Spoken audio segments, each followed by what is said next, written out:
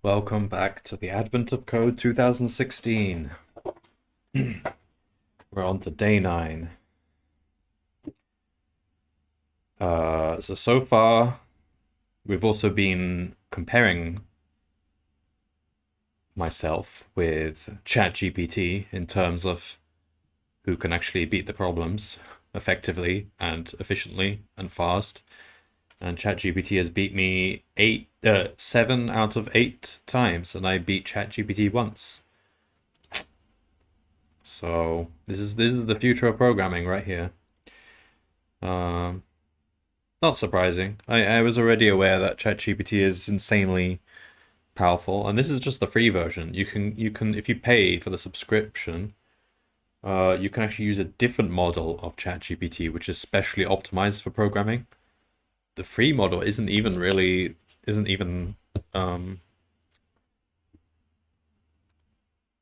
one that's optimized for programming. So yeah. Okay, so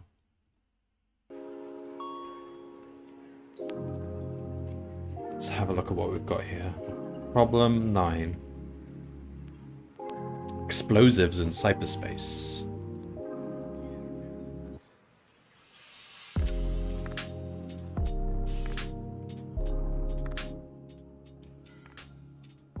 Alright.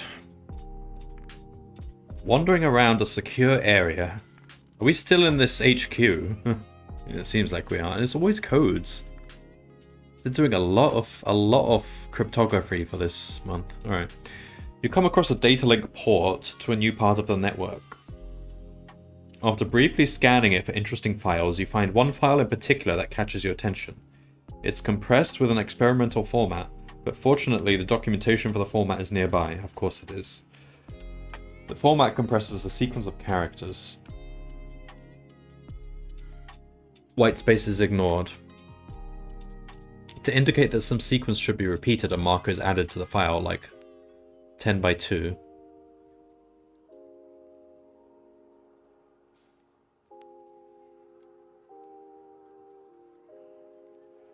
To decompress this marker, take the subsequent 10 characters and repeat them 2 times.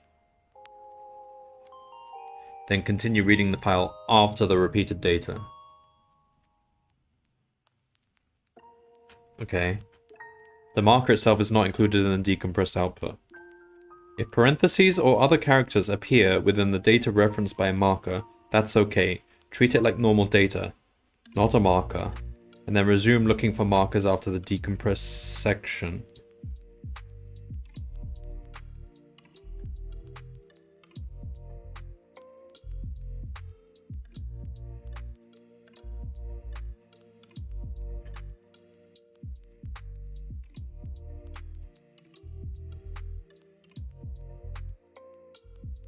Okay, but what?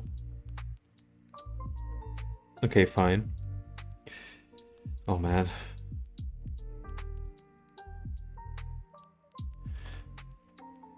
For example, Advent, no markers, right? Decompresses to itself. Wait, so if so anything without a marker in front. So you have some characters at the start.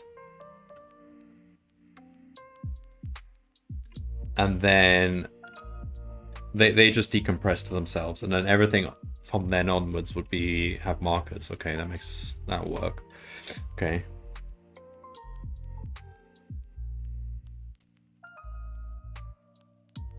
Oh yeah, you only take one character, the B.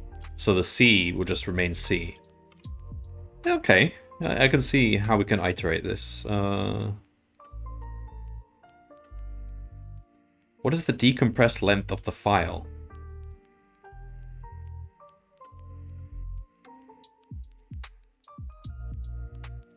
Wait, so we don't even really need to decompress it. You could probably work out...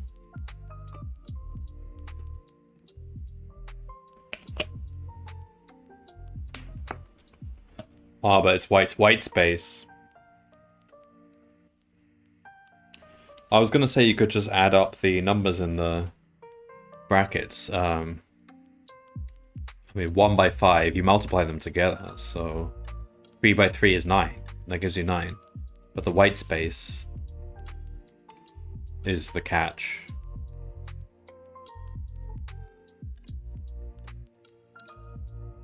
So there's here we go. There's a white space character here.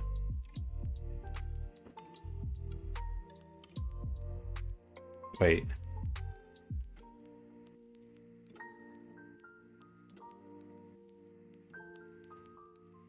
Hang on. Let me go through these examples one by one. So 3 by 3 x will be x, y, z, x, y, z, x, y, z. Yeah, okay. Oh yeah. No, you do need to actually decompress this because there's... Alright.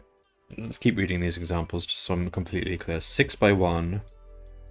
And then there's a white space after that, so...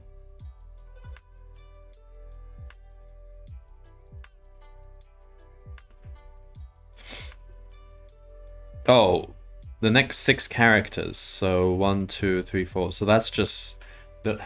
Okay, fine. Those are just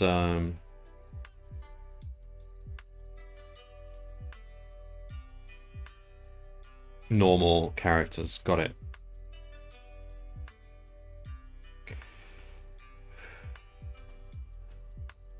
Okay. It has a decompress 6 by 1. So it's going to take the next 6 characters. So white space 2, 3, 4, 5, 6. So that. No, is there white space there? No, there isn't. Okay. 1, 2, 3, 4, 5, 6. And you repeat it once. Okay. Okay, and then here. Wait, I don't understand why what they mean by ignore white space. Don't count white space. It's ignored. That doesn't fully explain what to do with white space.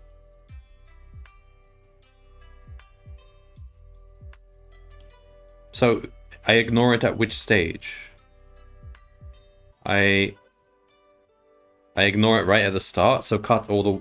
Yeah, I probably have to just remove all the white space from it. So you're not really supposed to have white space in your message. Okay, fine. So the x 3 by 3. Okay. Okay, fine. So we have the x, and then that is the next 8 characters twice. Okay, yeah.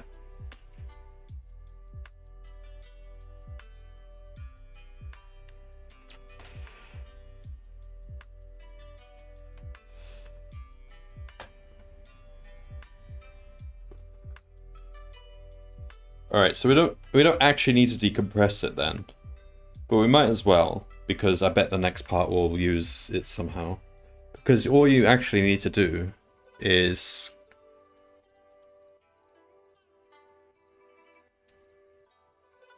So you basically just...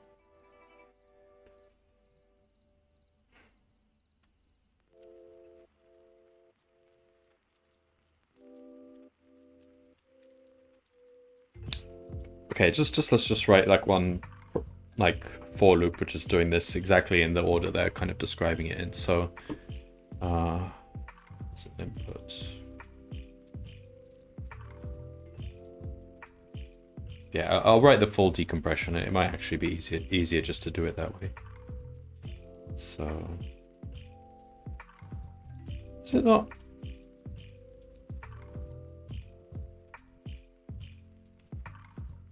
Let me just save page as then.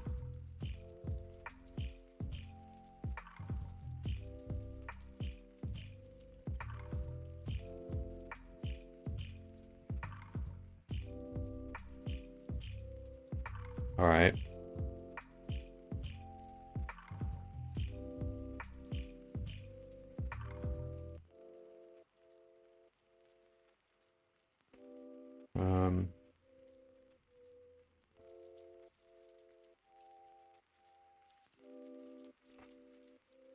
Okay, so is it not?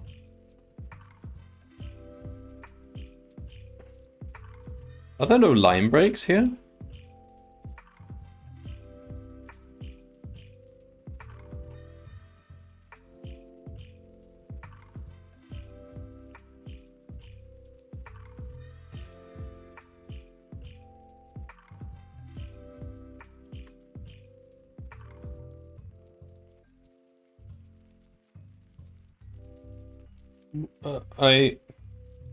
Is this one big string? This is how it comes out. What, just one line? Maybe, okay. I guess that is actually how it's saved. It didn't look like that in the browser. Alright, fine. So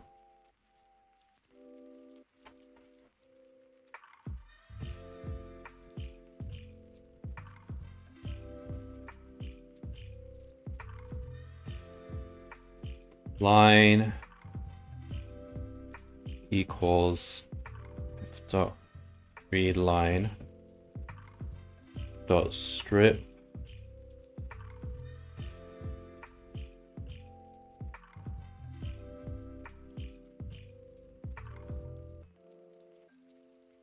what's going on here? Why doesn't it like this?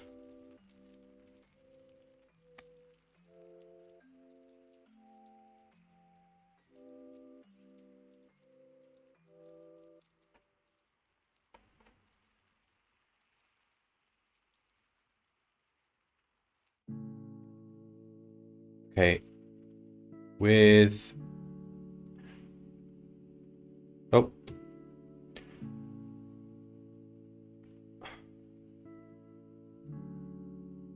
The file in the editor is not runnable. Oh, no, what's happened? Oh my god, I just wrote code into the input. What? What? How? This is a text file. Oh my... Alright, hang on.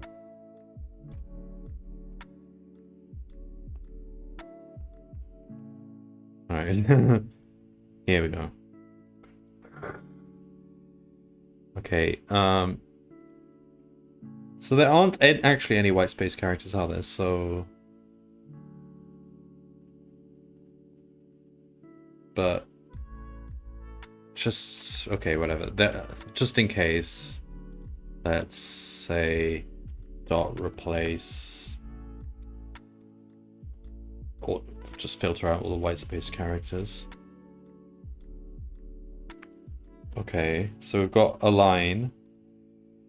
And now we need the result. Just store it in a list. Now we've got to go character by character.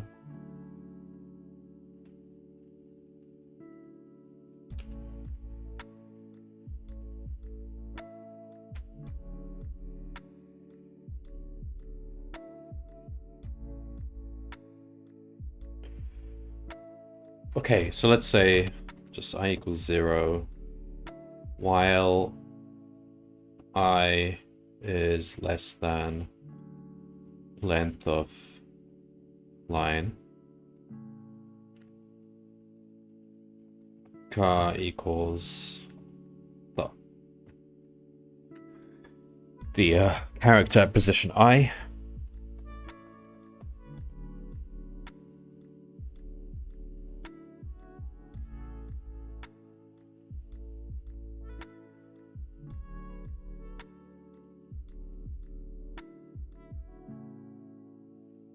But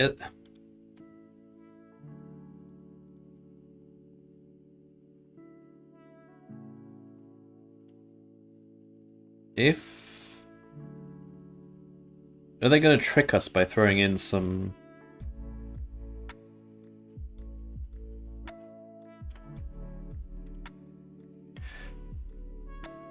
Let's see. So if I see an open bracket, can I assume that's a marker? Because...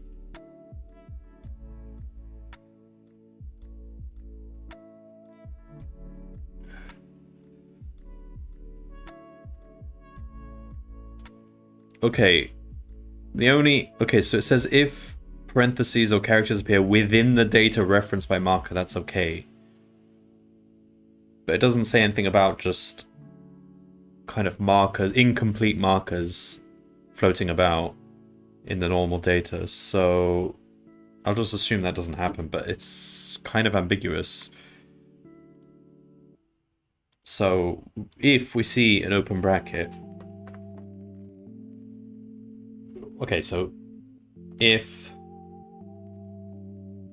car is not equal to, then just put the car in the result. And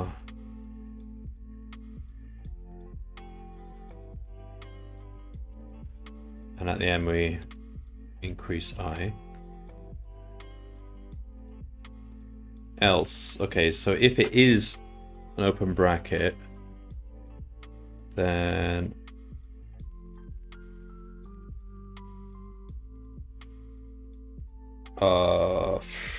j equals I plus 1 while, so we want to find the close bracket while line j is not equal to, this could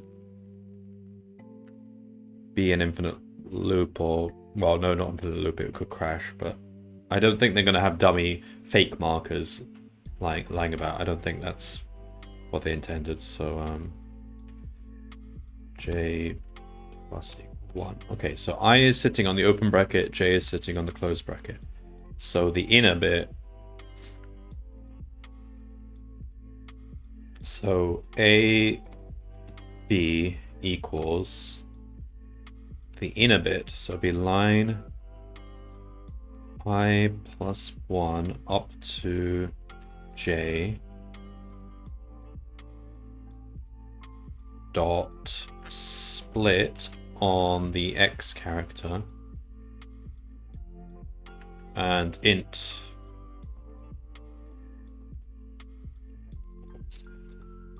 so that will get the two numbers out. Right, so the first number is the number of, wait, which way around is it? The number of characters, and the next number is number of repeats. Okay. Okay, so number of characters. Let's name these num rs num repeats.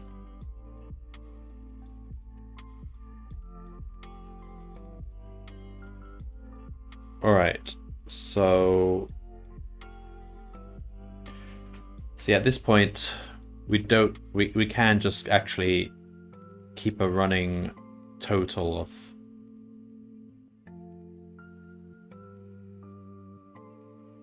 I'm just going to write the full decompression because I think they're going to want us to use it in the next part, but we can actually just keep a count and not create this result. Just increase by 1. So here you would do increase by 1, and here you would just increase by the characters and repeats, right? Whatever. So cars, number repeats. Okay, so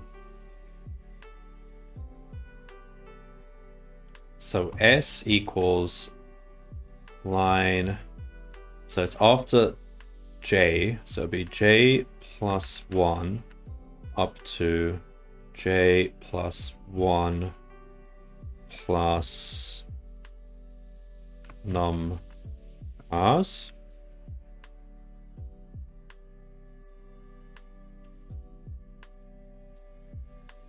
For in range num repeats, we want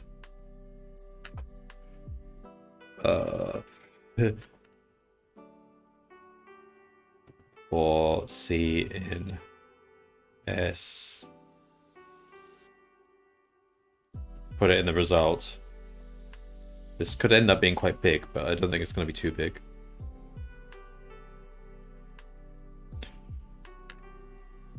And then we set I to be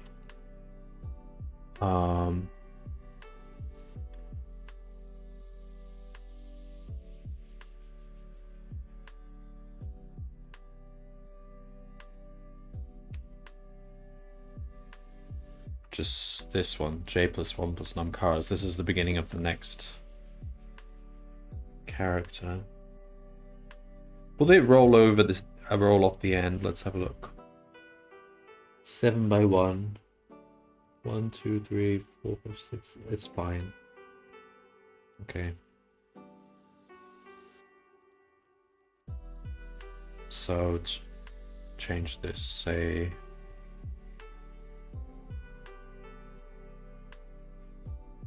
Okay, and then print length of result. We don't even need to tie it up as a string yet.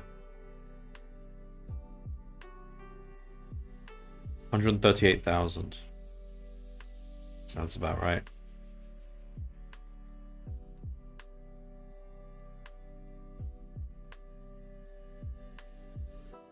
Okay, part 2.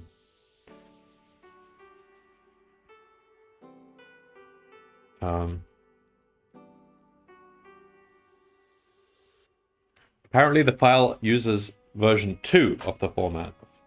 In version 2, the only difference is that markers within decompressed data are decompressed. Markers within decompressed data are decompressed. Oh, I see. It's like recursive, okay. So you have to keep decompressing the string until there are no more markers.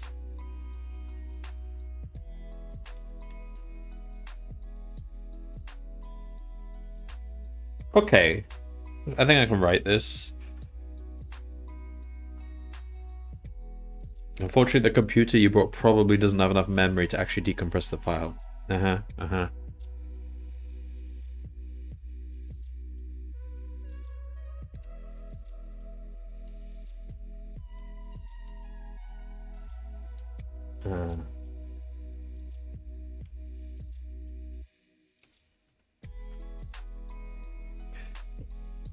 Fine.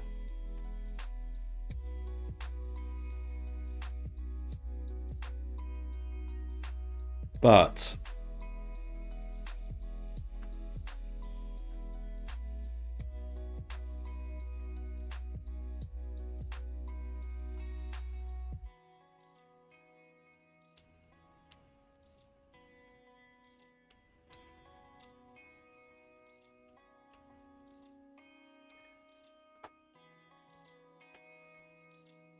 okay, so get decompress length of a string will be a recursive method. Okay, so if there is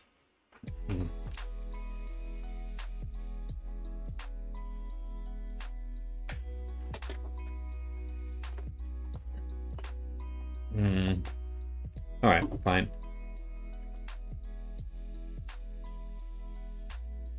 So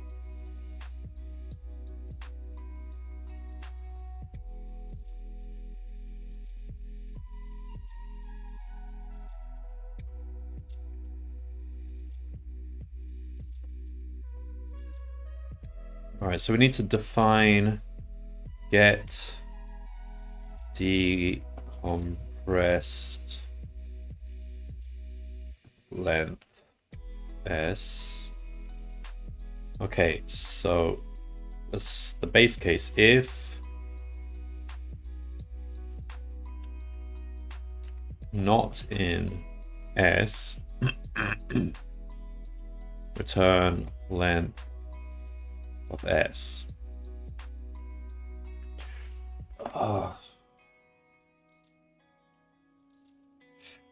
Actually,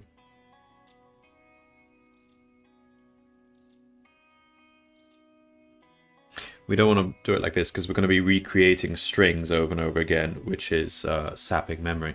Actually, what we should be doing is getting a decompressed length of using I and j to create a substring of this string. And the top level result is I equals 0 and j equals like the end length. So we want get decompressed, or maybe not even that. Maybe if we say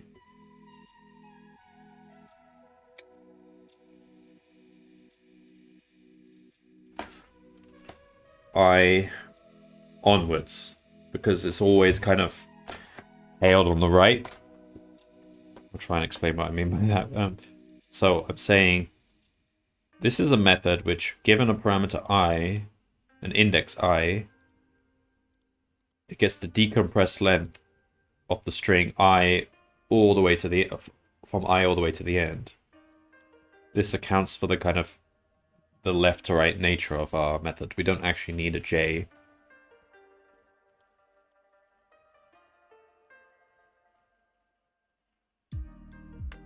Oh no, maybe we do. Hang on. Or maybe we actually do need...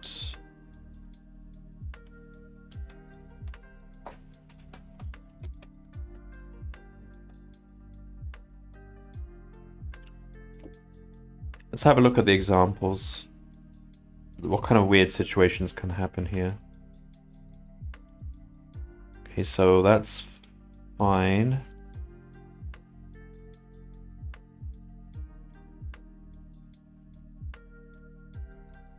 So 8 by 2, we'll go 1, 2, 3, 4, 5, 6, 7, 8.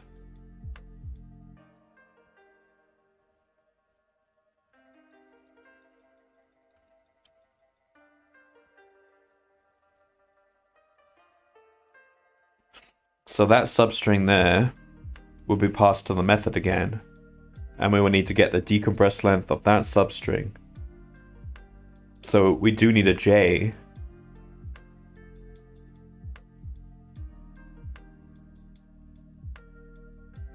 Okay.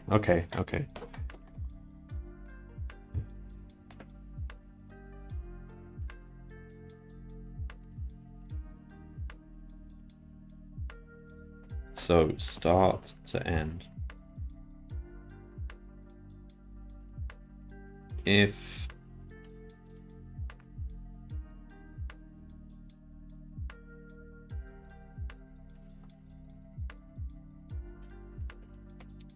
okay, so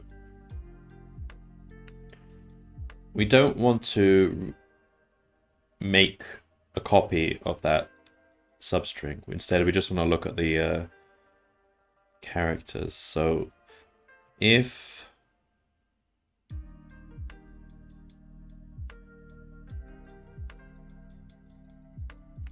not any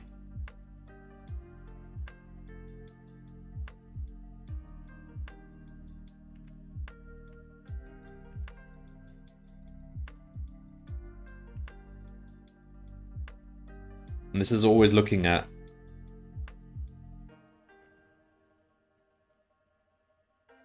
line.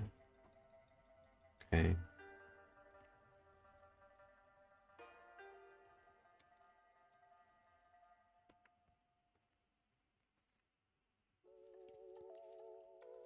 Wait, no, there's a better way we can do this. We can say I equals line dot find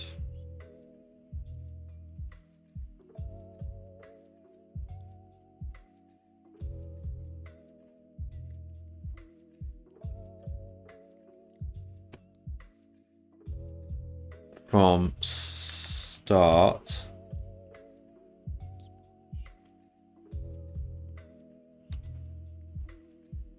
to end.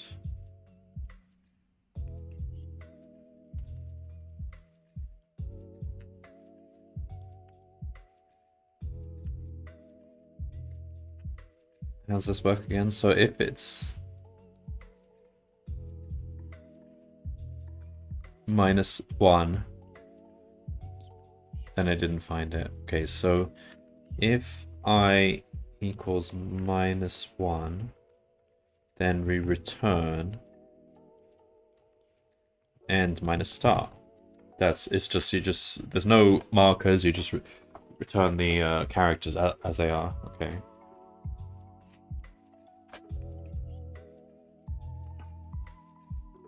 So otherwise we have found a marker.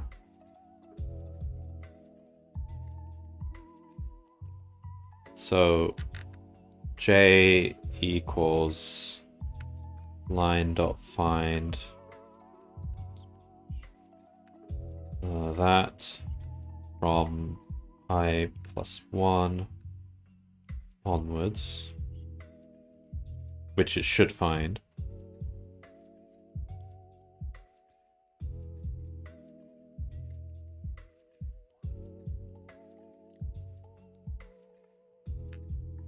So we don't need to do anything else there.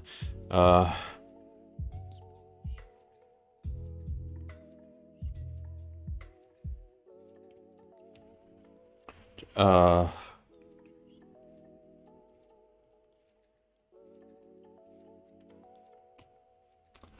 God. This is confusing me a bit.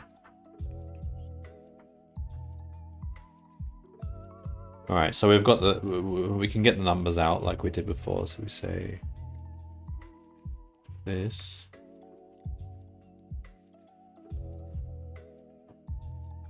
Line I + 1 to j dot split x. Okay. Okay.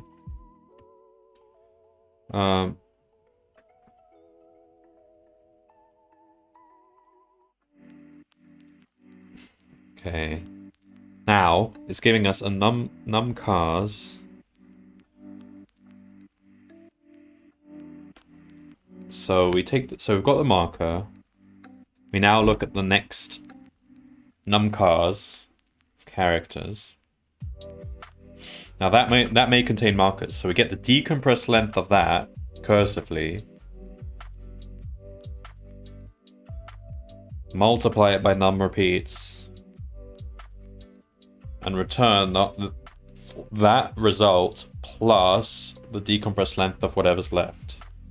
So let's say left equals num repeats times get decompressed length of. So we've got to go from j + 1, j + 1 plus num cars.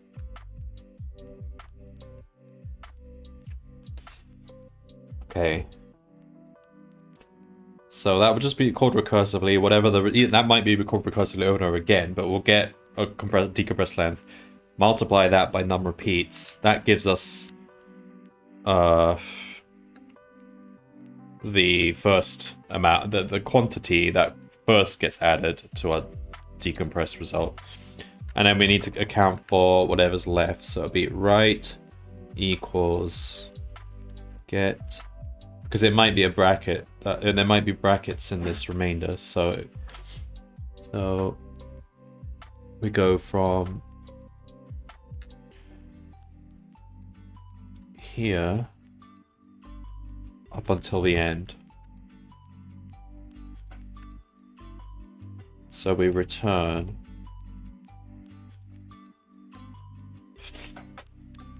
Okay, so we also have to account for the characters before the bracket, so it'll be I minus start, because we skipped those characters to get to the bracket, plus left plus right.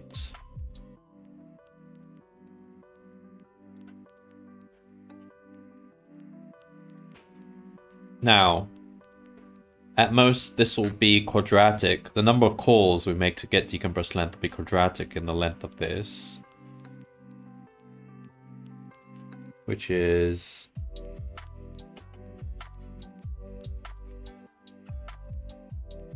oh, it's like 10,000.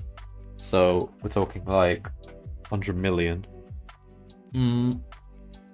Fine, but not every possible substring will be covered. It's a lot, but it's not going to break the computer.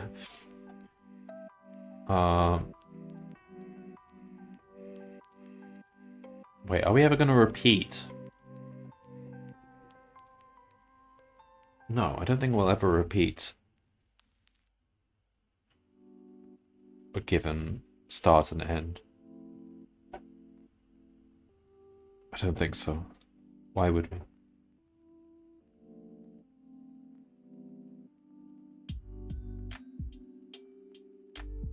One of these calls will always either be something that followed a marker or the leftover bit afterwards.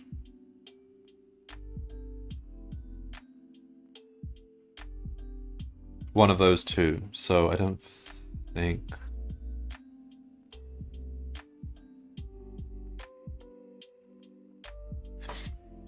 yeah, I think that's fine. Okay, so then we want print get decompressed length of 0 to length line.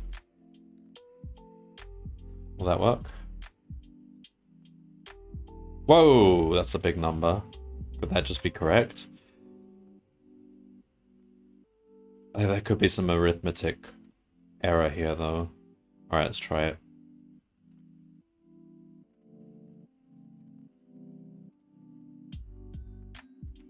That was correct. I didn't think it would run that fast. We're talking... yeah, okay. It's not... It's quadratic in the worst case, but in practice, you're not going down to every possible... You're doing...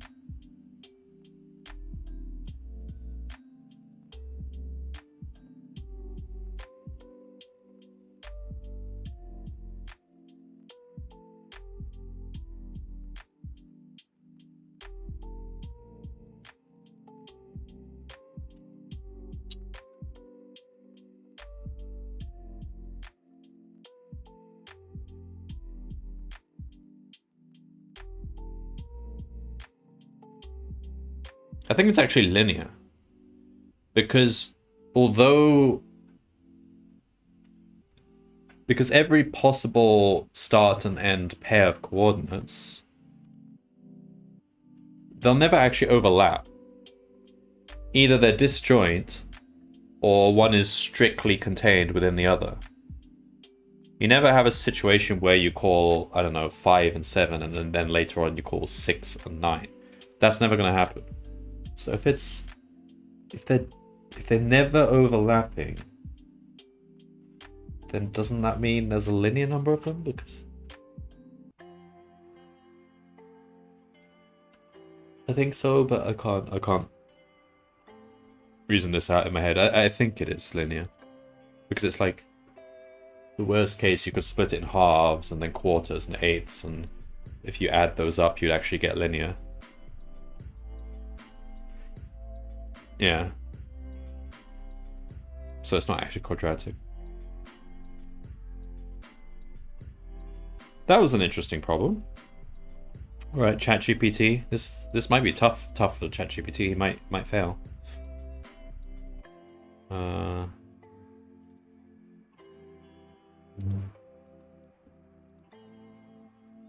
Because this actually needs a smart algorithm.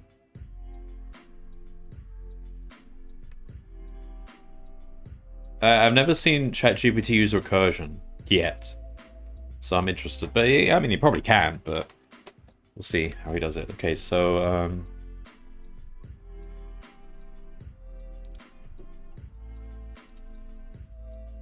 all right, so You solve the following. Can you... How do I do it again? Write a Python program to solve the following problem. The input string is provided in the file named input.txt.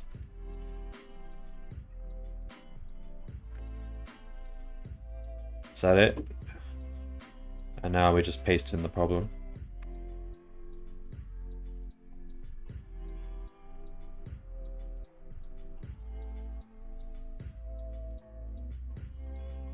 All right.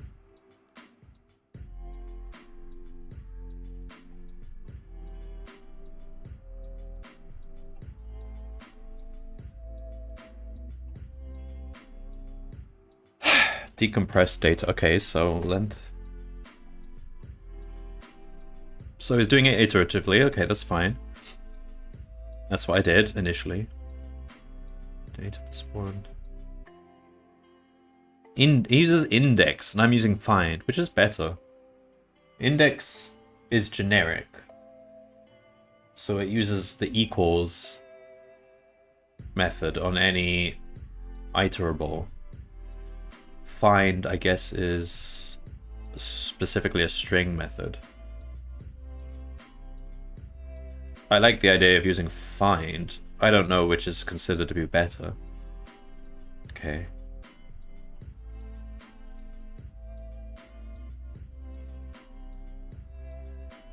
I think he's stuck trying to describe it. Fine, but he's written the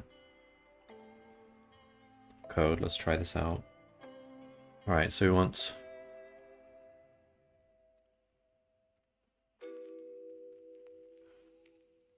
All right, I can believe he'll solve part 1. That's not too difficult.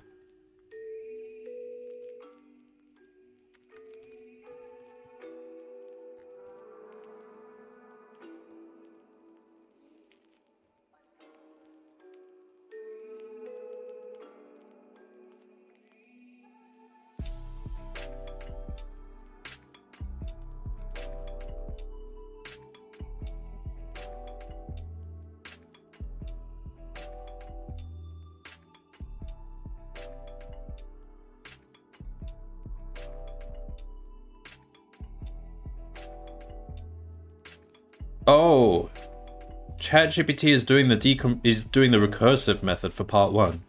Well, that's not correct. But he has solved part 2.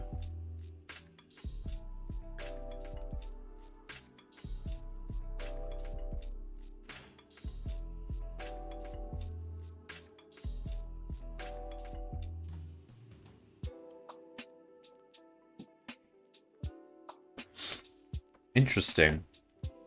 Do I count that as a...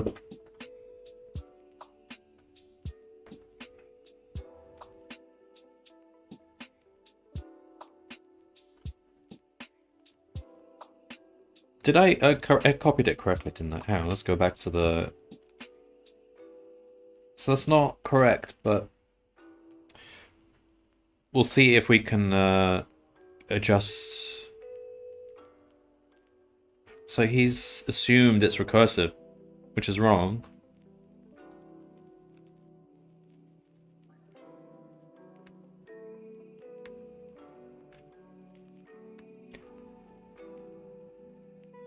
Yeah, so his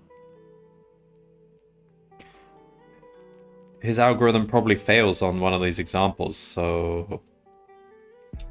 But all I can say to him, because we're trying to be... We're trying to do this as if we're not coding. We're giving it to him. So we just want to say...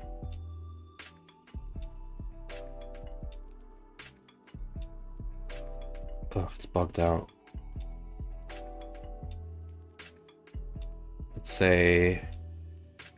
Gave the incorrect answer. The output is too high.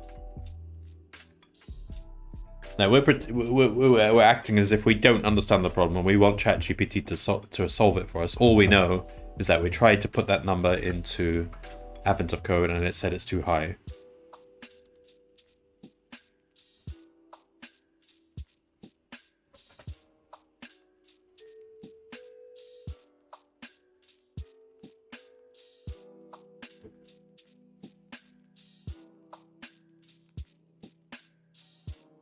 Okay, this code looks like he actually decompresses it fully.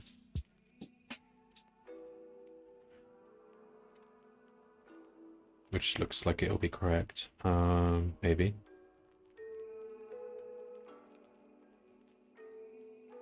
One 138,735. That's correct. All right. Now, I know he's able to solve this, but we have to do this legit. So now we task him to solve it for part 2. We shouldn't know that the answer he gave us before was actually the solution to part 2. Because we don't know code, right? We're just using a ChatGPT to do our coding for us. So let's say...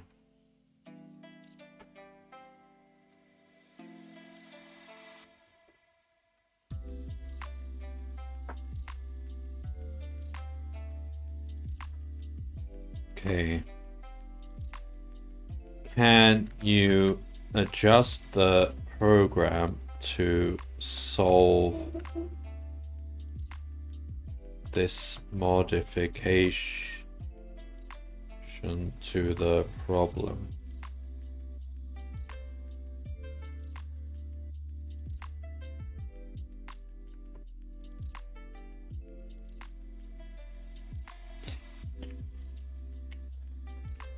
He's called it version 2. Oh my god.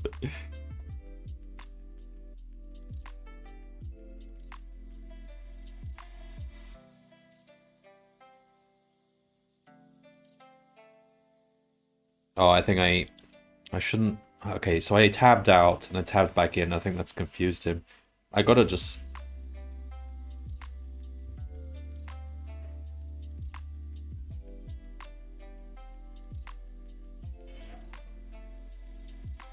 Oh, he's using find now instead of index. Okay. I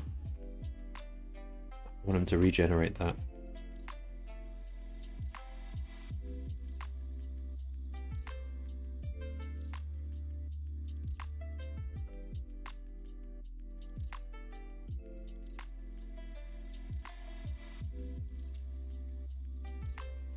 God, I think I've jammed him up. It looks very likely that he can get us the correct answer. Yeah, I just need to see it to confirm.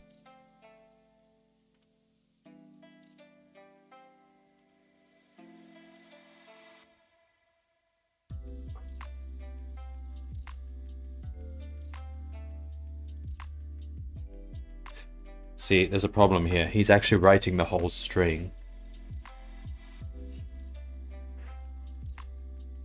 So that's going to use too much memory. So we need to tell him so that he can adjust it, because we only want the number. We don't actually want to decompress the string.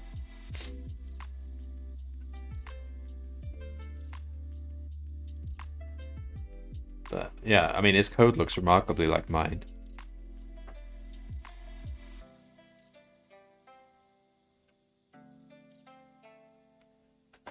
That's ridiculous. Like, this is the type of problem you'd get in a competition. Like, it uses an algorithm, dynamic programming algorithm, and dynamic programming is one of the algorithmic paradigms which a lot of people struggle with. So yeah, the coding competition scene is dead. It's solved by ChatGPT. Okay, this is bugging out. I think the servers are busy. Too many people doing all their coding through ChatGPT. Come on, just finish it. Finish the job.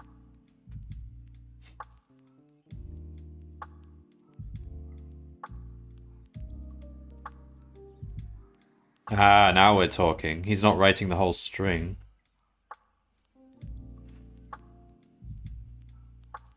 He's just returning the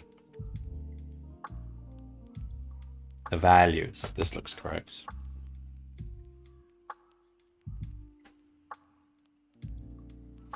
He's copying the substring, but that's fine, because as we established, we're not really using quadratic data here, so we're not using too much. Okay, so...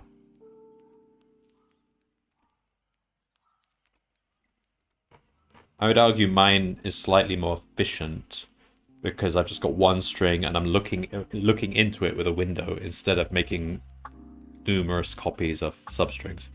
But yeah, we only make a linear number of substrings anyway, so...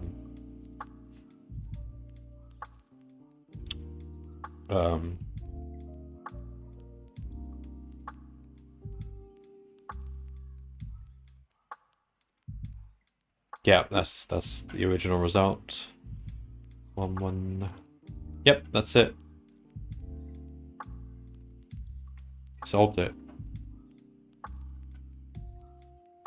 See, that was the...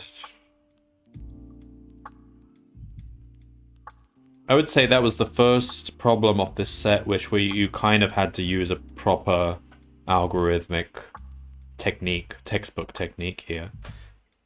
I think a lot of these problems that came before, I think someone who hadn't really taken a programming course, well, not a programming course, a computer science fundamentals course, may still have been able to solve a lot of them just on principle, because it's kind of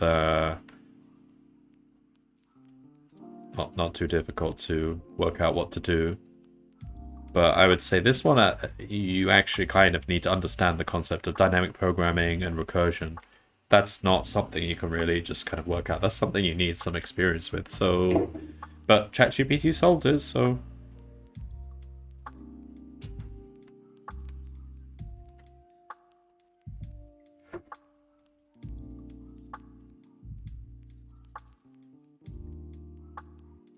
So great. ChatGPT. That doesn't roll off the tongue. I wonder if they'll ever give him a new name. I don't... We're gonna do... Yeah, let's move on to problem 10.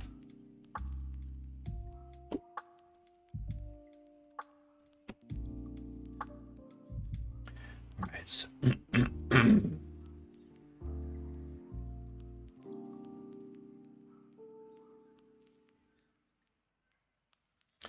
Balance bots.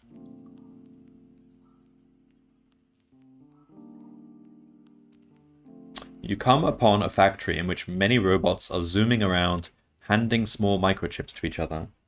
Upon closer examination, you notice that each bot only proceeds when it has 2 microchips. And once it does, it gives each one to a different bot, or puts it in a marked output bin.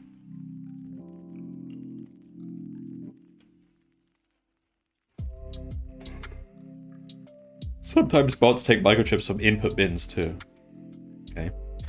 Inspecting one of the microchips, it seems like they each contain a single number. The bots must use some logic to decide what to do with each chip. You access the local control computer and download the bot's instructions. Some of the instructions specify that a specific valued microchip should be given to a specific bot.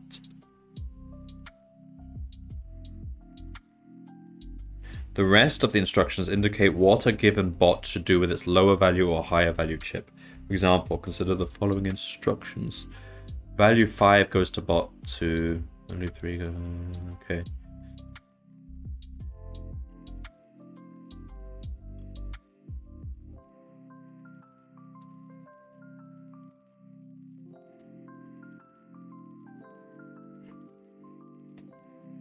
Okay, bot 1 starts with a value 3 chip. Bot 2 starts with a value 2 chip and a value 5 chip. So bot 2 has logic that gives the low to 1 and high to 0. But it's overridden, I guess, because it's holding a 5. So 5 must go to 2. Okay.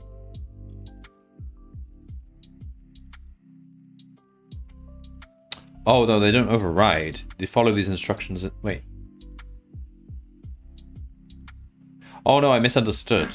the value 5 goes to value bot 2 means that a number has appeared in his hand right now.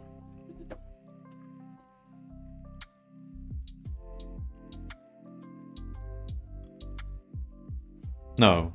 What? Hang on. Bot 1 starts with a 3. Bot 2 starts with a 2 and a 5. And now it says value 5 goes to bot 2. What do you mean? Well... Okay, let's read on. Bot 2 has 2 microchips. It gives the lower one to bot 1 and the higher one to bot 0. Okay, so we're following this instruction here.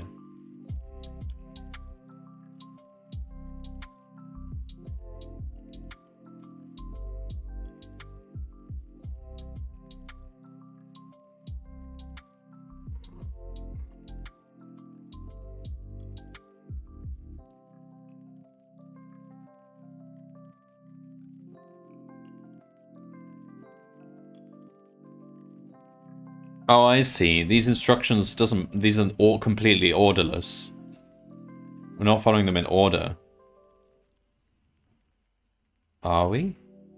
Well, we might. Well, no, okay, the value lines, you should just do them all first. So you give a 5 to 2, you give a 3 to 1, you give a 2 to 2. And that creates this initially bit.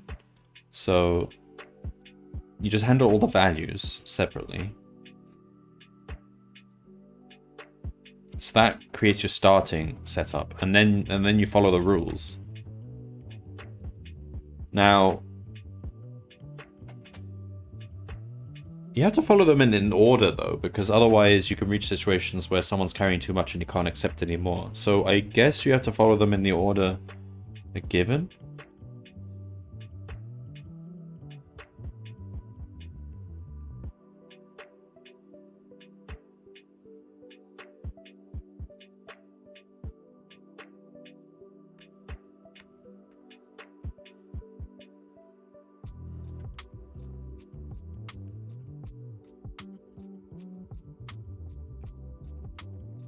What is the number of the bot that is responsible for comparing 61 with 17? So, still not 100% clear on this, but...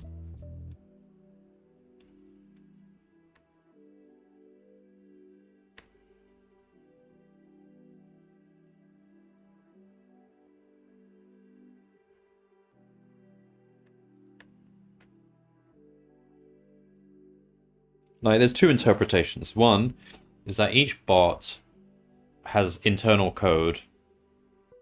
So this is the internal code for bot 2. So whenever he has two things, he should do this. The problem with that is the order that they do things in could lead to different results. Probably, so we shouldn't just arbitrarily do them in any order. So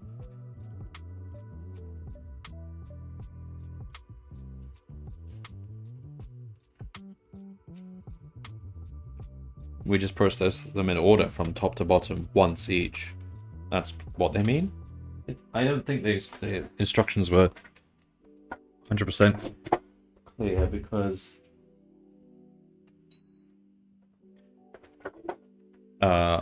in this situation it terminates. Well, of course it's going to terminate. Yeah,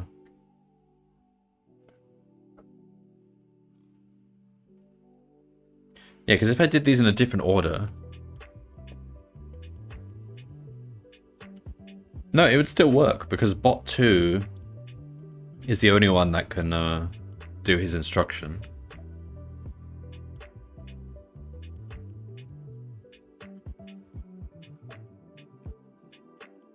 They could have given a better example, like an example where it resolves that ambiguity. I don't...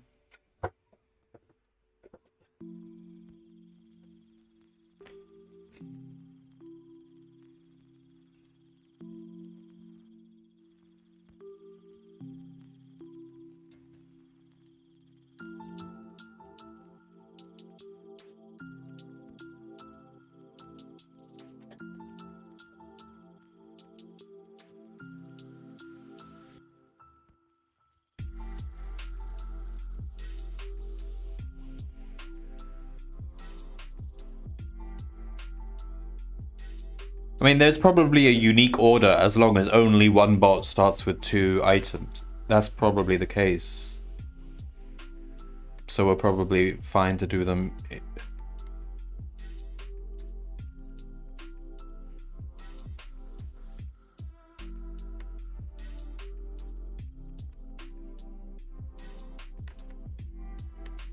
Yeah, there's not many starting values. Okay, fine. I think it's the... Okay, so I think it's basically each bot has its own internal code, and whenever it's holding 2 values, regardless of what the other bots are doing, it does this instruction. And I think they've given us a set of instructions such that there's no ambiguity about order. At any given time, there's only going to be one bot holding 2 items. I think that's how it works. So we're fine. We just...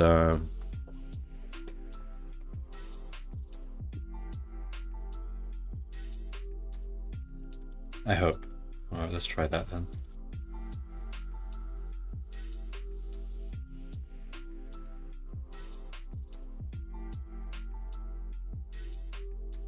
It's just that their example went in order from top to bottom from the inputs, so that's what confuses me. But I don't think it'll necessarily be like that, so...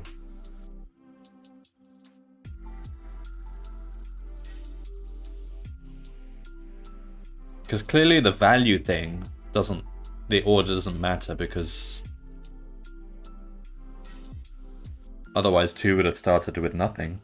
Yeah, okay.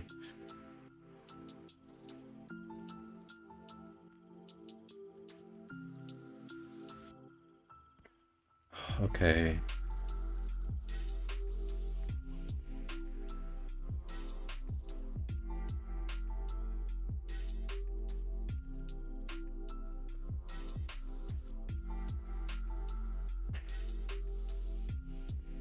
Okay, so for line in f.read lines. So let's tokenize it first. Tokens equals line dot strip dot split. Okay.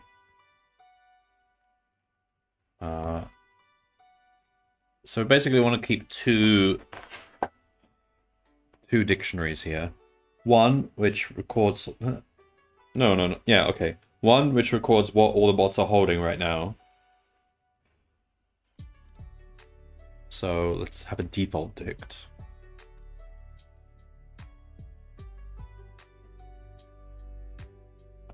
Alas, IDE, you know me too well. It knew I wanted the default dict. Alright, so let's say holdings equals default dict list. Alright, so we have a list of things. We shouldn't really ever end up with more than 2 things. That shouldn't happen. So by default, they're holding nothing. And the other thing we want is instructions.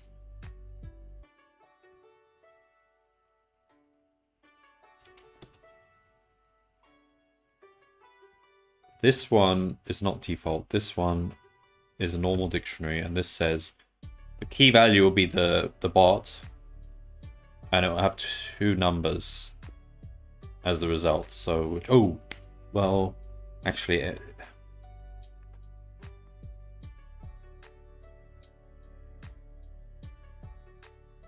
there's output bins as well.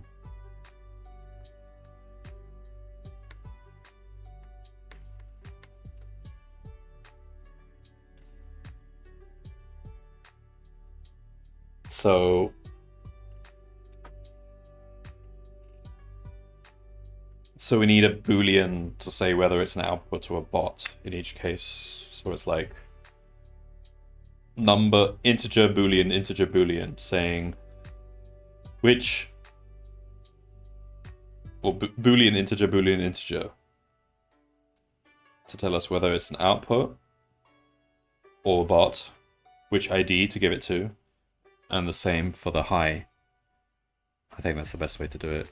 So let's say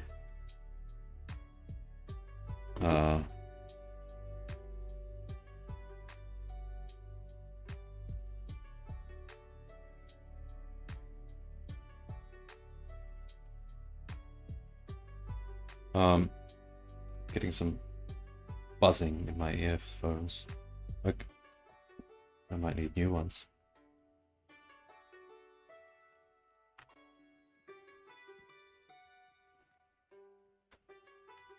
Okay.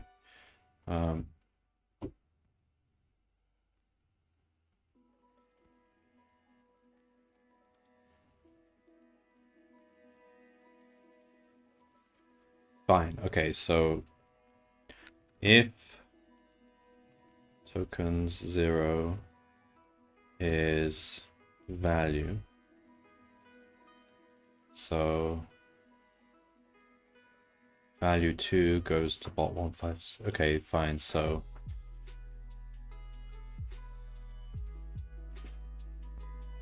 we take the int value of the final token. So we go holdings tokens. So the last value of tokens, we make it an int. And that is our holdings key. And then we take the second value, dot append int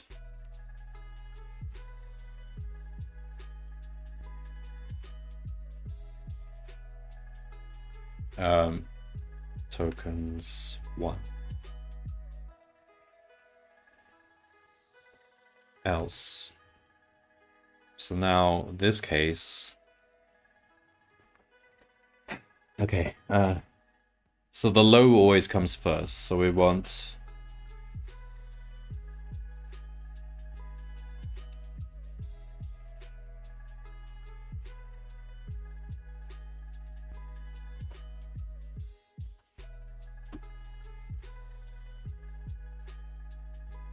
just extract all these values. So we want bot is int tokens per 1. Okay.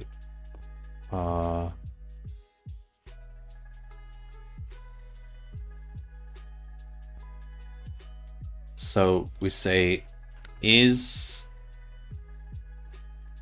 the low value is output at the low end equals tokens, which one is it? 0, 1, 2, 3, 4, 5. 5 equals the string output. Okay. Is output high will be 6, 7, 8, 9, 10. Okay. Let's say low ID equals int tokens 0, 1, 2, 3, 4, 5, 6.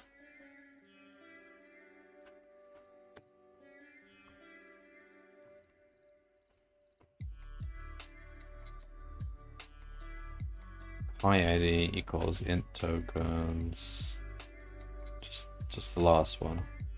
All right, and then we say instructions bot for the given bot equals just this tuple. So it'll be this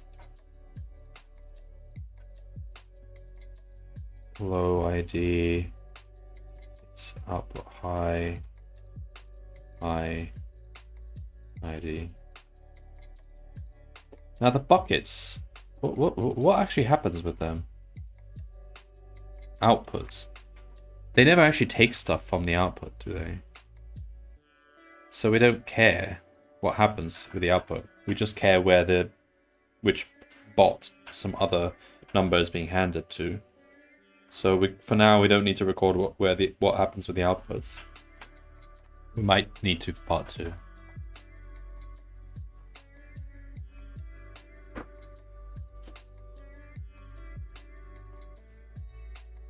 So, okay, so we begin the process now. So, I guess while true, because as soon as we see the...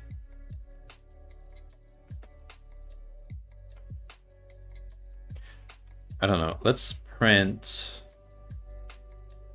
for KV in...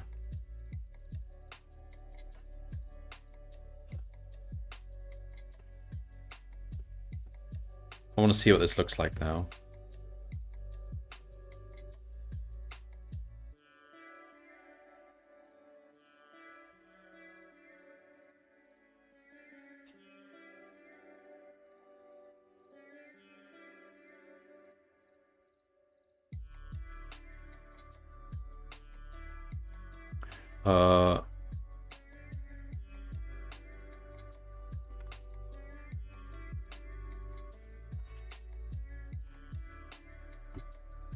So 48 is the only one carrying 2 items. Okay, fine.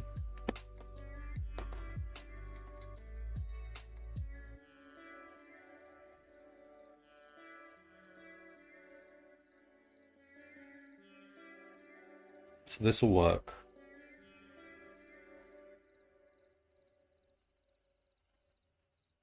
Okay. So we want to say just forever, just keep doing this.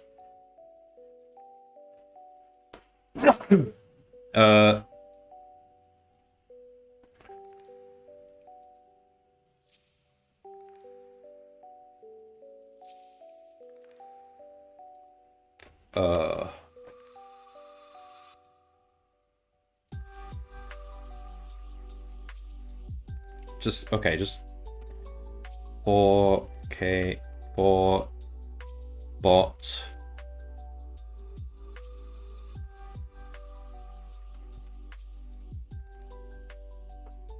hold equal in holdings.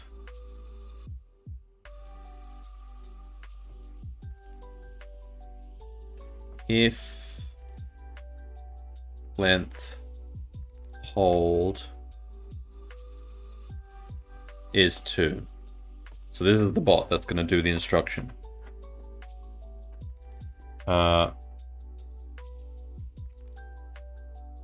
we have a bot. He has 2 items. Let's say the low item is the min of hold. High item equals the max hold. We need to use bot, the instructions for bot. So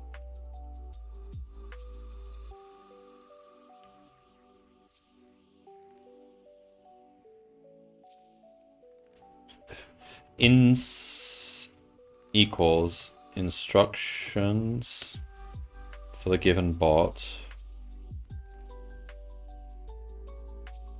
So that's 4 parameters. If, hang on, with a break condition, what was it again? If, so what is the number of the bot that compares 61 with 17? Okay. If low high is 1761, print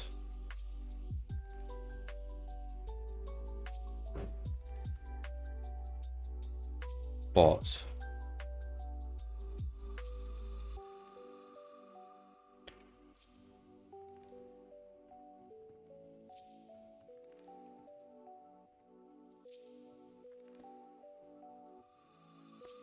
while not done. Set done to true, break out of this. Okay. Alright, so otherwise we take the instructions. So if not in 0, that means it's a bot, not an output. Then we have to give the first number to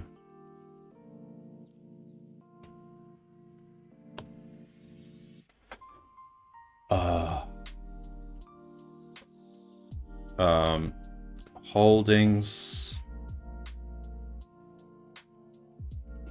ins 1 dot append low. We give low to them.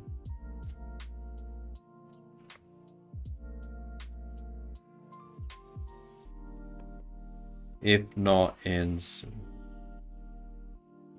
2, then it's holdings 3, 0, 1, 2, 3.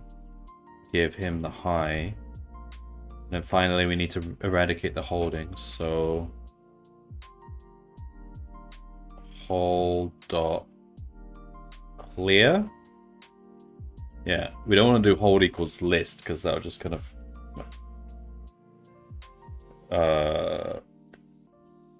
be a reference to a new list. Okay, clear will clear all the items in the list. Is that it? Just run it. Dictionary change size during iteration. Yeah.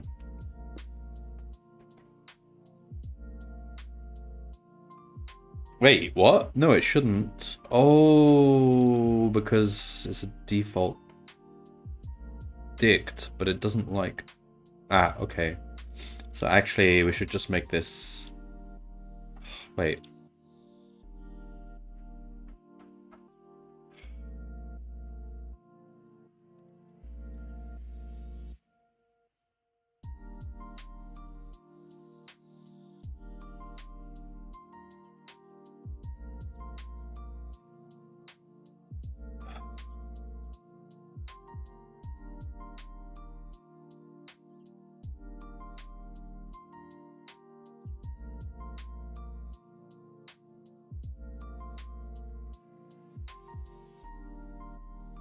Okay, just break out of this for loop. It doesn't like being in this for loop and changing holdings. So let's say, because it's a default dict, so some of these bots don't actually exist in holdings, but they will get assigned an empty list if we ever try to reference them. Fine.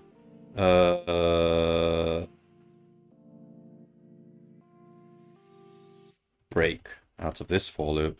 This will still work.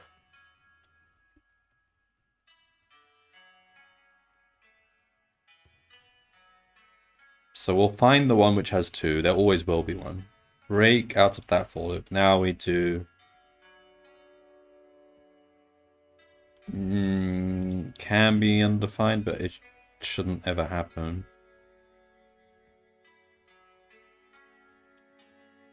$116?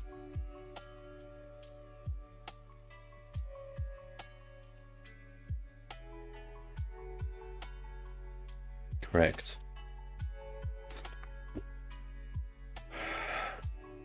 What do you get if you multiply together the values of one chip in each of output 0, 1, and 2?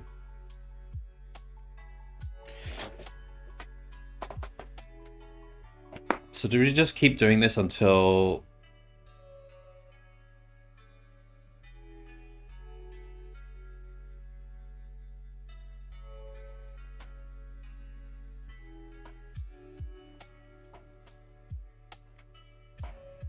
Technically, it might not terminate, but I think they've probably given us a terminating one, because they could just keep passing things around, but I don't think that will happen. So, okay, we can do this.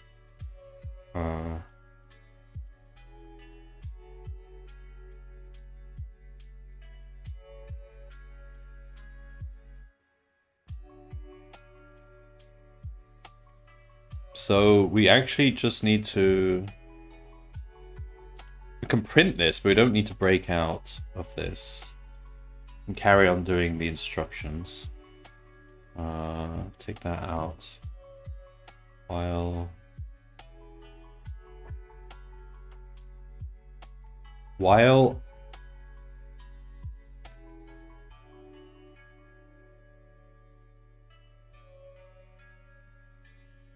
else break. So if there's no one holding 2 items, we actually are fully done.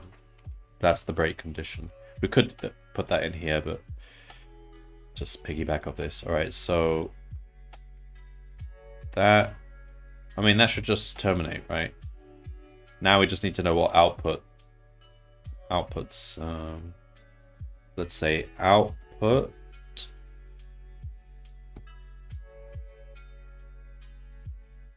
equals default dict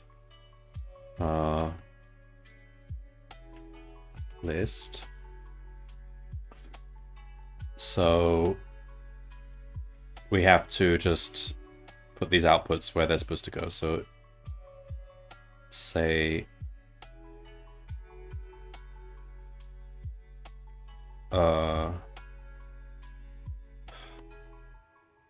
else, then it goes to outputs.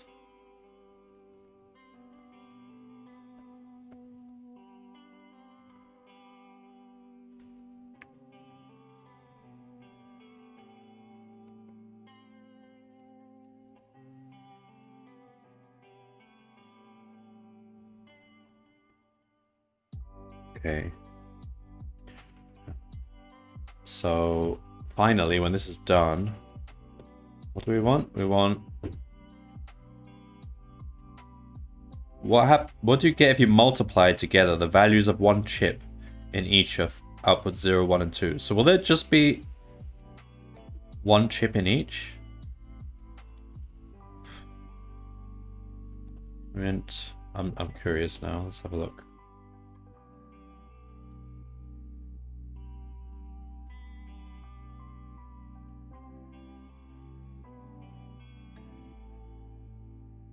Yeah.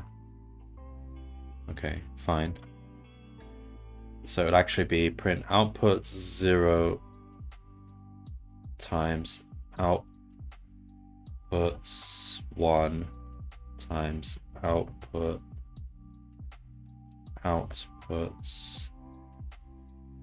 2.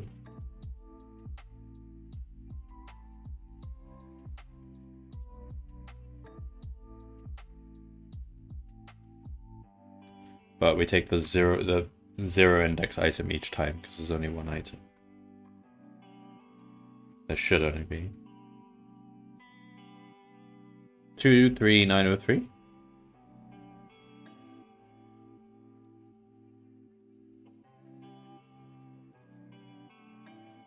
Correct. Alright, that problem ended up being easier than I realized. It's just, in theory, they could have set it up to infinite loop or something. But, I mean, then that would, if they did, the problem would be unsolvable, so that's why they didn't. I'm having problems with my earphones.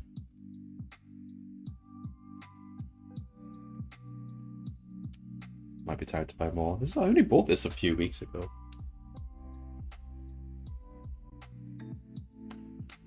Whatever. All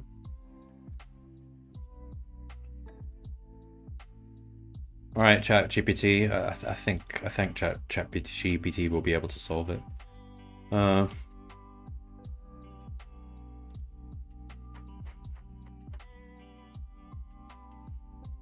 So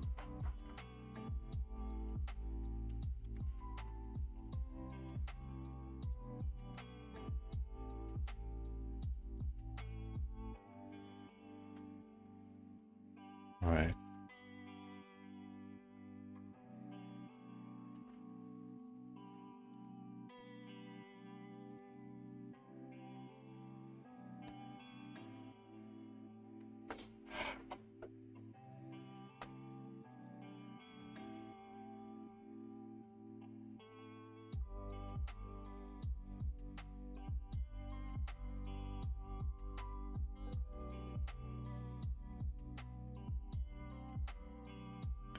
I don't think it'll find it hard.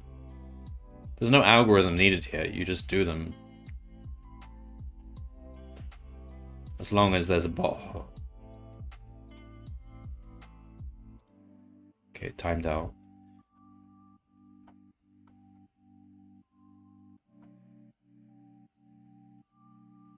Okay, so if it's value, yeah.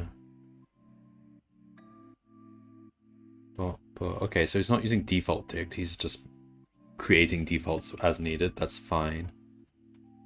Default dict is just kind of convenient. Let's get the bot low type. So he's creating a type.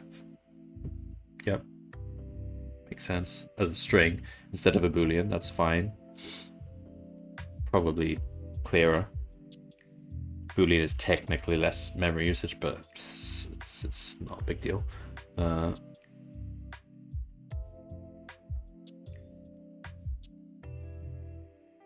he's recording the outputs as well. It looks nice.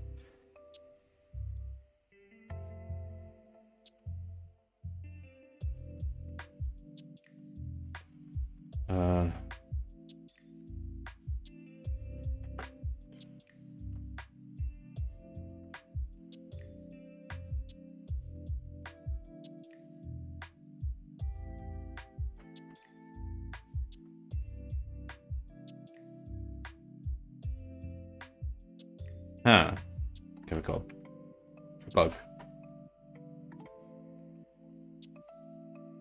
Invalid literal for int with base 10 bot. Int parts 4.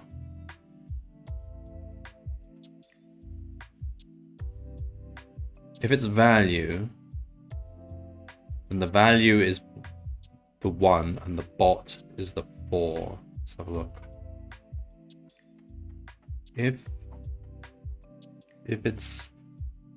part 0 is value, and the value is that, and the bot is 4. 0, 1, 2, 3, 4. Oh, it's got the wrong index. How did that happen? 0, 1, 2, 3, 4. No, yeah, he made a typo.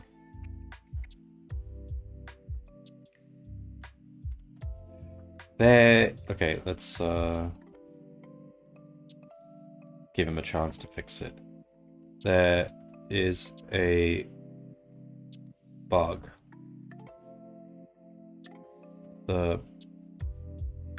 It returns the error message.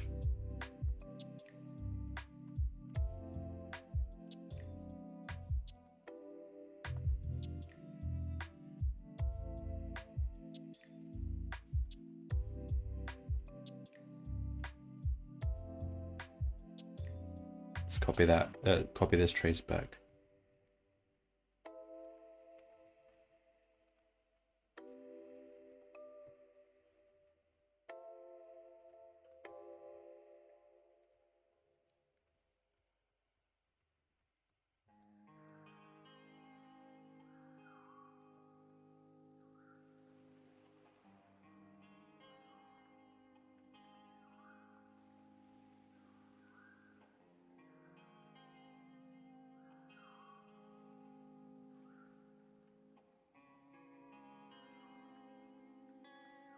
Instruction always has the same format, which is not always the case. No, it is the case. You just had the wrong index.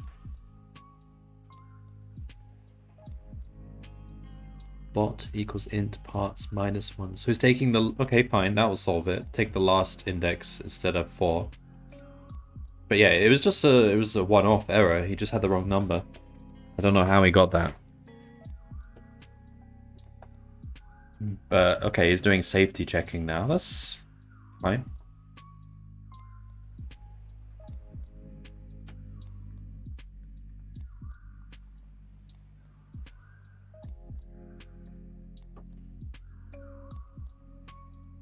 So good. Run instructions.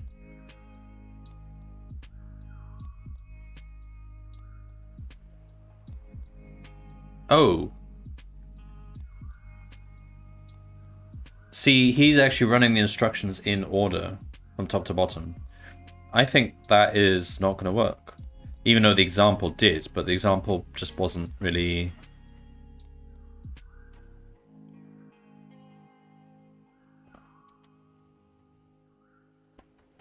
Or maybe they just were very generous and they actually are giving us instructions that can be done from top to bottom. And I don't have to do this while loop. Let's just... I'd argue that was ambiguous, but whatever. Okay, let's try this.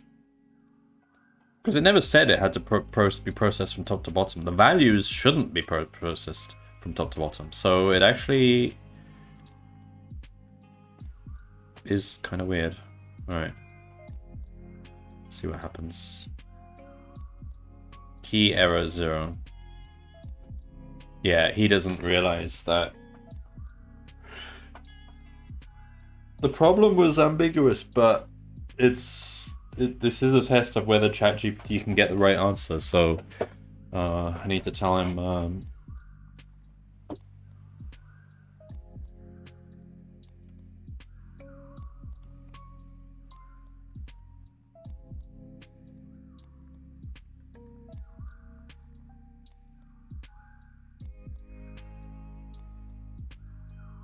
he needs to know that he needs to process these bot instructions independently whenever they're holding 2 items. But I can't tell him that. I just have to tell him there's an error. Gives a new error.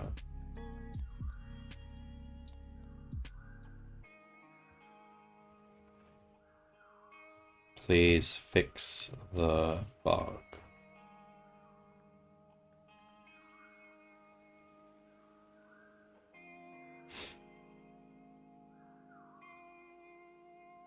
That's not going to fix the bug. Well, that check would all that will do is just tell us that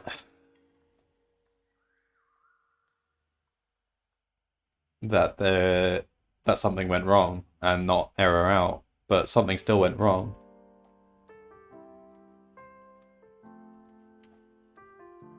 Wait, what the heck? This is the updated code? Where's all the logic? Oh, he wants us to keep run instructions.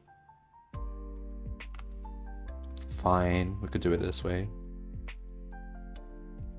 I'll tell him next time to give me the full code though. So run instructions we keep the same. Yeah, this is not going to fix it.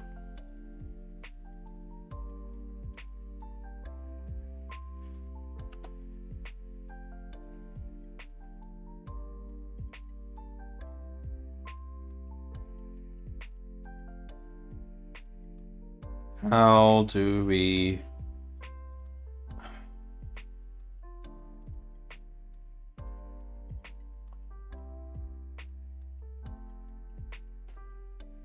Output ID in range 3.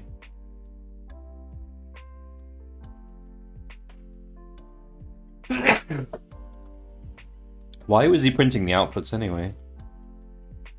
Why range 3? How does he even know that there's even an output?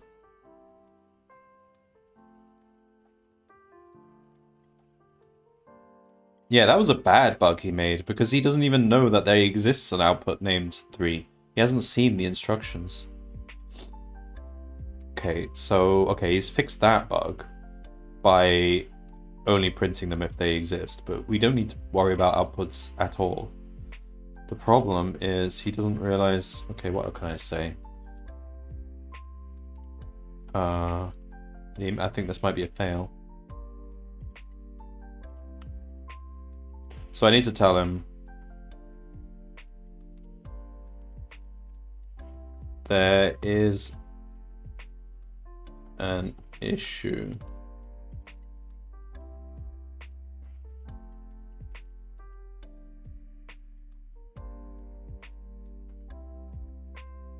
The program is not printing any bot which compares 17 with 61. However, the correct answer for my input should print at least one such bot. Please fix the bug and provide the full code.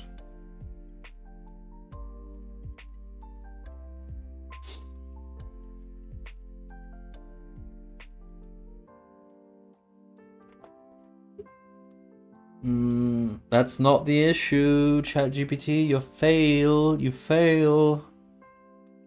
I win. Wait, what's he saying exactly? He's saying the issue is that... Well, we'll see what this does. No, the issue is his looping. He's not realizing that... There's no way I can tell him that without... I just gotta keep telling him you're not getting the right answer. Okay, he hasn't finished, but it looks like this is not gonna work anyway. So he said, causing the program to not identify the bot responsible.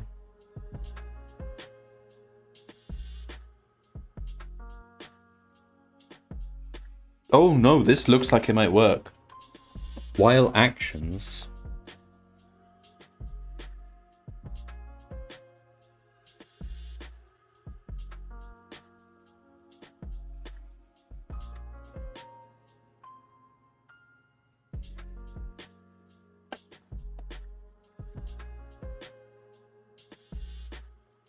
This looks interesting, but okay, we need you to actually provide the code. So now he's using while actions. So that's a while loop. It's a different condition. So while... He's saying while every bot hasn't had a chance to do their code. Some bots may never have a chance to do their code though, so I don't know if this will actually work, but this is a step in the right direction.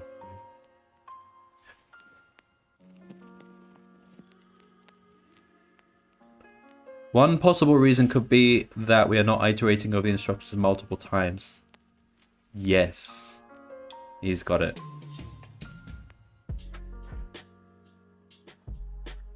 He's got it. Just give me the full code. Don't time out. It times out a lot.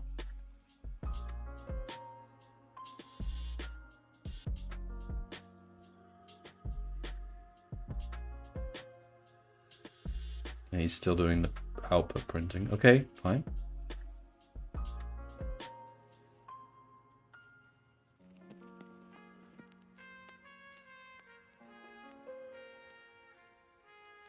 Wait. I mean, this looks good. But why is this thing happening right at the end here? It's supposed to be happening while the instructions are being run in the loop. If set values, so values...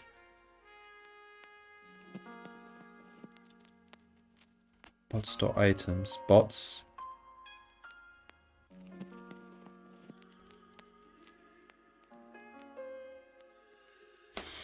It seems like he's checking what they're holding at the end of this process. But it depends what he's doing with bots. He might be doing something strange. Alright, we'll try it. I'm not entirely sure this will work though. But he's getting there.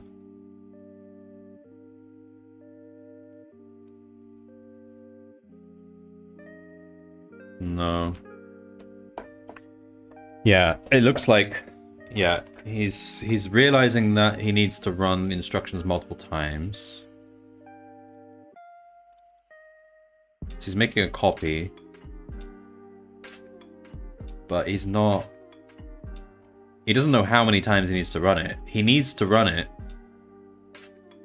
until there are no more bots with 2 items. I don't think he gets that. if or length bot spot.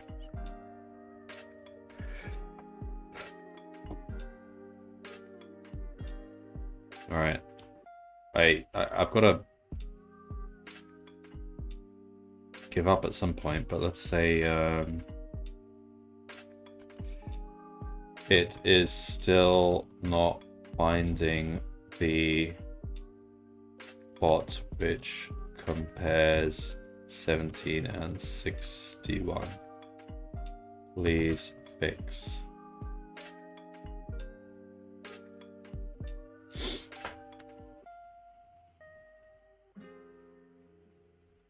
We need to check both the value of its low and high chips, not just one of them. Don't think that was the issue. You were using a set, so it would have been fine, but...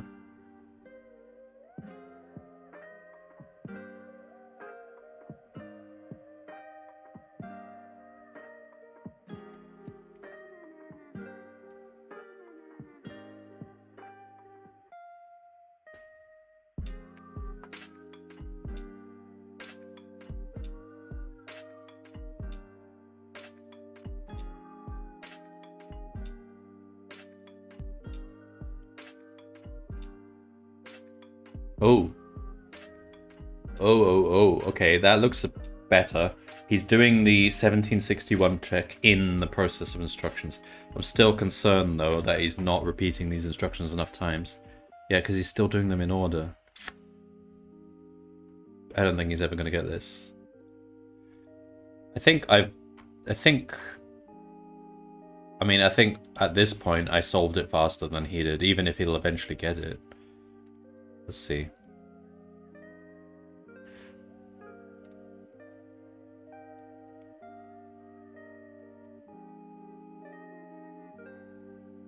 Oh, he's gone back to this error.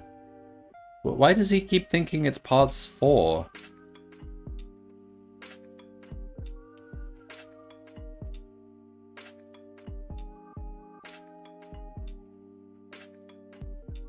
It's getting sloppy. Just tell him what the error is.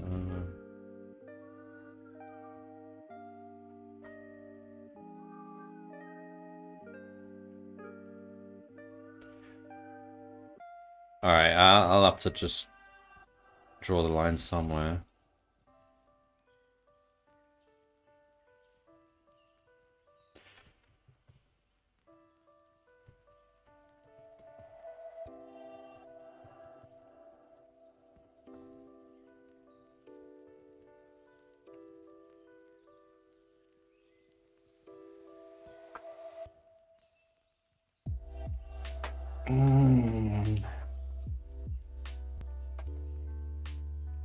Come on, I want to see a while loop. There was a while loop before, but it just wasn't quite right. You need a while loop where you're repeating the instructions through...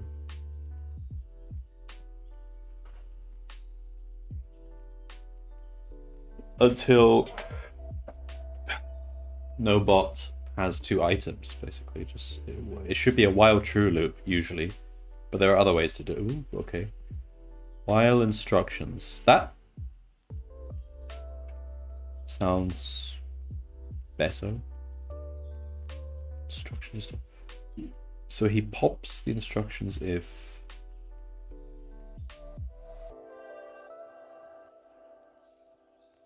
So he's assuming every bot will eventually get to execute its code. That's not a sensible assumption, but it could work for the input. I don't know. Let's try it.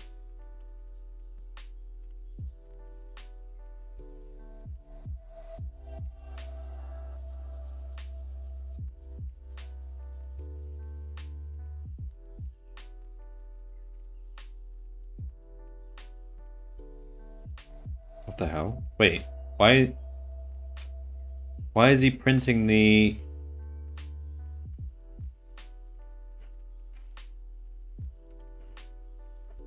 I never asked him to do that. Hang on. Did I give him...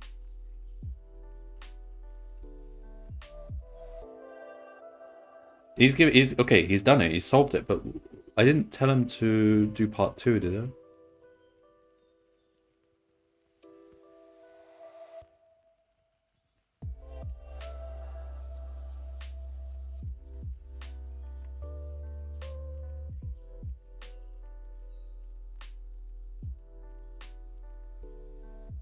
Why? He's printing the answer for part 2. I never told him what part 2 was. How? Is he seen someone else solve this problem before and he just knows what part 2 is? Has he Googled the problem?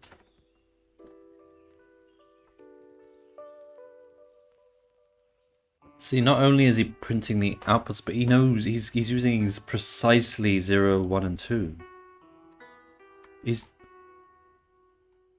Did I actually tell him? Either that's creepy or he's just he just knows because someone's asked him this exact problem before.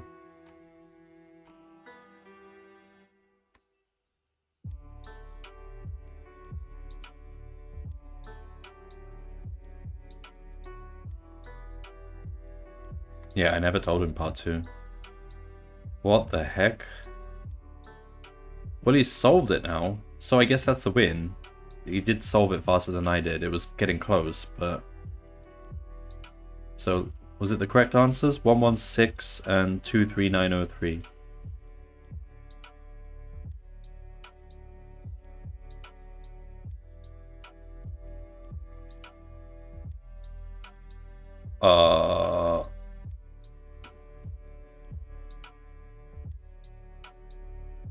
So I've just got to ask him, how did you know? How you know? Gave me the correct answer. I notice you also solved part 2 of the problem by printing the product of output bins. However, I never told you part 2, only part 1. How did you know what part 2 of the problem would be?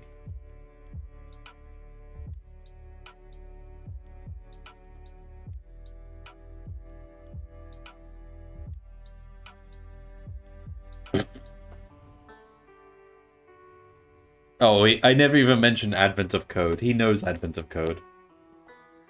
Oh my god, this is insane. It's common for the second part to be related to the first part in some way, and sometimes it requires a modification of code. Based on this knowledge, I made an assumption that there might be a second part to the problem you presented, and that it might involve some modification of the code used to solve the first part. That makes sense, but how did you know it would be precisely outputs 0, 1, and 2?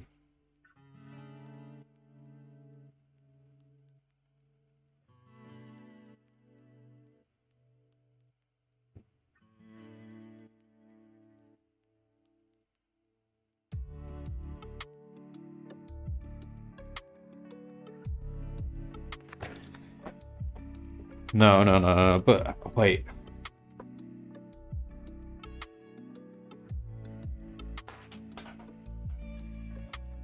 You got the output bins 100% correct for part 2.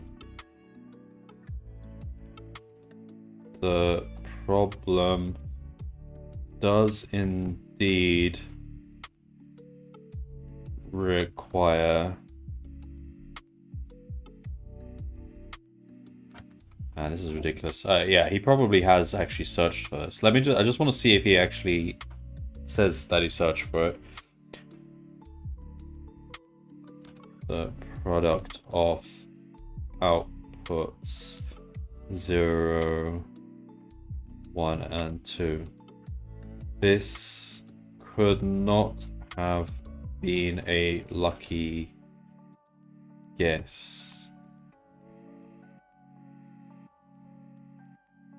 Have you seen the specifics of part 2 before?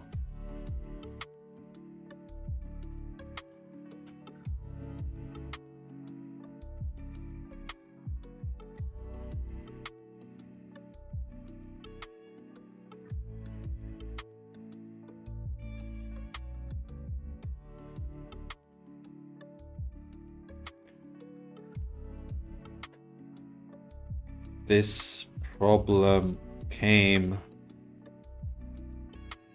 was released before your knowledge cutoff date.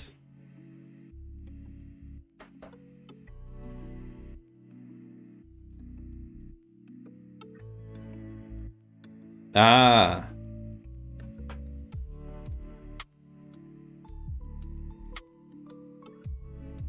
Oh my god, this is insane. I think he doesn't really know why he knew the answer. It's not like he's lying to me or trying to hide the truth.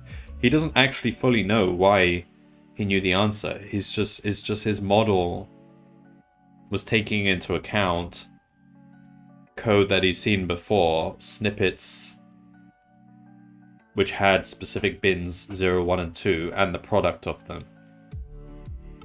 That's the thing about AI or like machine learning in general. You can get results which aren't interpretive. You don't know why you're getting the right answer, or you don't know why it works, but it just works.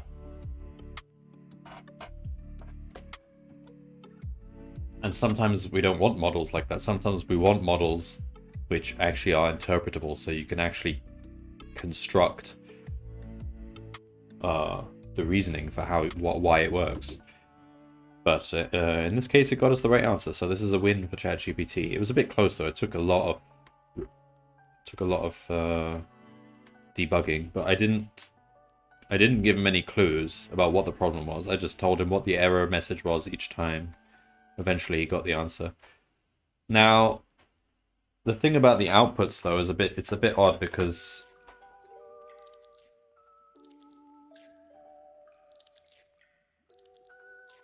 I'm trying to do this as if he's trying to code on the spot given a new problem. But clearly he's inferred from some past knowledge of people solving this problem before in order to solve the problem. Okay, I'll still count it as a win because I think he probably would have been able to solve part 2. Part 2 is really simple. But clearly he was slightly influenced by people solving this problem before, so it's not completely blind. But then I can't really test a blind problem unless I write the problem myself. So I think that's fair. That's a win for ChatGPT.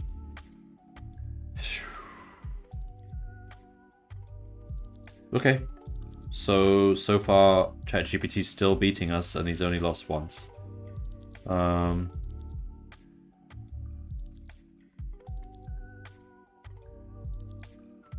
Yeah.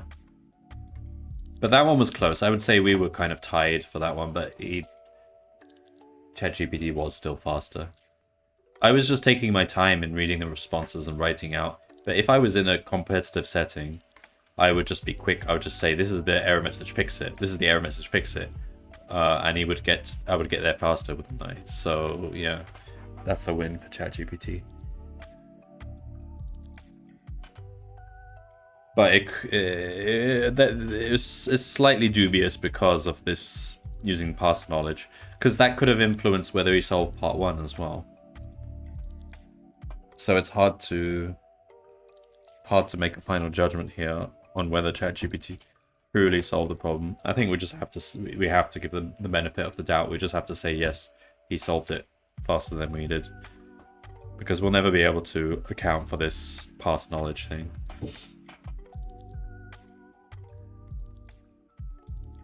All right, I think I'm done for today. That was 3 problems solved.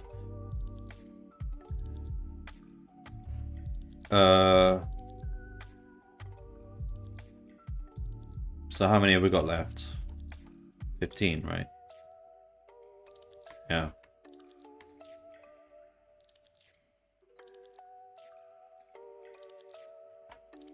I think the story is kind of less interesting for this calendar. It's just, we're just going through this HQ, we keep coming across a new door or a new code to get to the next bit. I think the story could have been a bit more interesting. And although I said it's always cryptography, okay, those last couple of problems weren't actually cryptography, they were a bit different. The theme was still the same, it still involves a code of some sort. But it was a different kind of algorithm, so fine, I don't mind that. The story's not important, but it's a little bit important. Alright.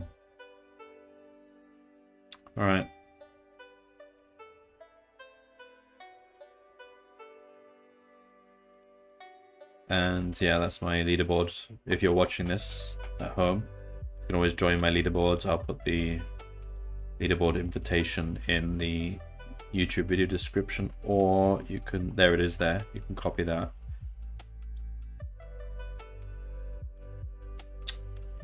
But clearly ChatGPT is the top of the leaderboard. Truly.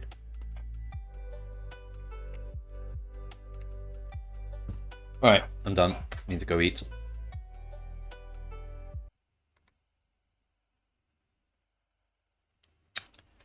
By ChatGPT.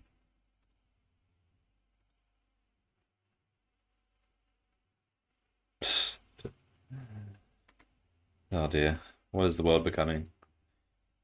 No longer need to program it. Alright, see you.